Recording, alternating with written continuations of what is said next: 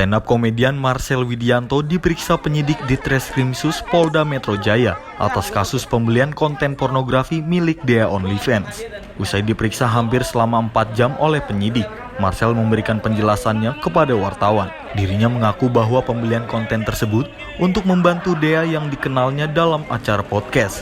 Dalam peristiwa ini, Marcel mengakui kesalahannya dan memohon maaf atas kegaduhan yang terjadi.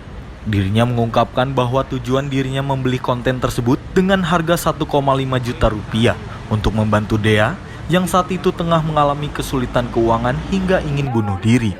Selain itu, konten Dea yang dibelinya akan digunakan Marcel sebagai bahan stand up komedinya. Ya, sejujurnya saya minta maaf dulu atas kegaduhan ini teman-teman. Dan saya juga kaget sebenarnya kenapa akhirnya ya sebenarnya ini perbuatan yang memang tidak bisa dibilang benar juga. Saya juga ngaku salah. Tapi buat kronologinya ini mau ada yang nanya dulu atau gimana nih? Cerita dulu ya.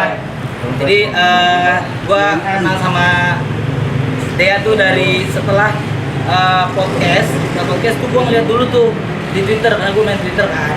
Di Twitter tuh dia tuh sempat ada masalah sama mungkin dia kaget kali ya dengan sosmed.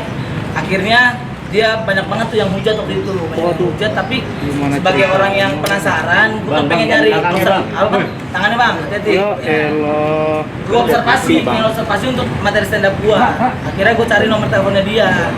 Dapatlah nomor teleponnya, barulah gue WhatsApp dia, sampai akhirnya kita cerita sebagai teman yang baru, gue memberikan waktu gue untuk mendengarkan gitu ceritanya, karena memang sejujurnya teman-teman waktu itu memang dia lagi lemah banget. Sebagai teman yang baru, gue cuman pengen menyemangati aja, dan bahkan dia sampai ada momen dia pengen bunuh diri. Ini ada chatnya, kalau lu nggak percaya lu bisa tanya. Tapi setelah momen itu barulah gue tanya, ini tentang masalah OnlyFans. Jadi sebenarnya lu jual konten gitu kan? Oh ya udah, karena memang niat gue intinya pengen membantu sebenarnya teman-teman. Karena gue pengen membantu, akhirnya gue memberikan uang langsung kepada dia. Kenapa tidak melalui OnlyFans? Karena mungkin pemikiran gue adalah ketika gue ngasih ke OnlyFans, nanti antar ada yang namanya potongan harga, potongan uang, mungkin ada fee dari OnlyFans-nya. Jadi akhirnya gue kasih dia langsung untuk membantu, karena memang sejujurnya gue adalah berasal dari orang yang susah gitu. Gue tahu banget ketika ada wanita yang akhirnya menjalankan hal seperti itu, otomatis pasti ekonomi masalahnya. Jadi apa yang bisa gue bantu ya udah ekonomi. Dan kalau misalkan lu tanya kenapa akhirnya lu beli, ya udah ya karena memang kan gue penasaran juga. Akhirnya gue tukar konten. Kalau gue ngasih uang doang takutnya ntar dia tersinggung, akhirnya dia udah tukar konten. Dia kasih gue konten, gue kasih dia uang. Itu intinya. Kalau misalkan ada yang banyak, kenapa nggak nyari link gratis? Ya sebenarnya bisa aja nyari link gratis gitu. Dan kenapa gue pakai nomor gue sendiri? Kenapa gue nggak pakai nomor orang lain? Karena memang gue niat membantu. Kenapa gue pakai nomor gue sendiri? Kenapa tidak pakai nomor orang lain? Padahal bisa aja, karena memang niatku membantu. Karena gue iba sama dia. Karena gue merasakan apa yang dirasakan sama dia ketika ekonomi sudah tidak ada dan semuanya bisa dibilang tidak mendukung.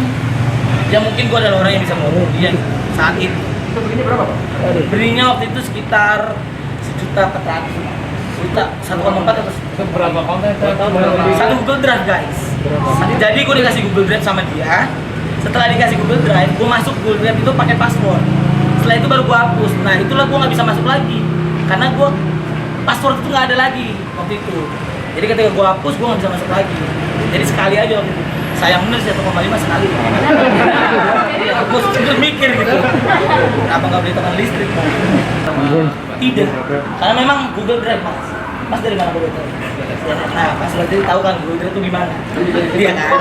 Aku sudah bilang tadi padamu, Google Drive tuh ketika kita masuk harus pakai password. Ketika aku hapus itu dan passwordnya udah nggak ada, nggak bisa masuk lagi. Jadi sekali aja aku nonton. Ngintip lah ini. Terus materi pemeriksaannya apa aja, Sir? Dari Jakarta, Andi Rezaldi, Dava Rizkiano melaporkan untuk Sinpo TV.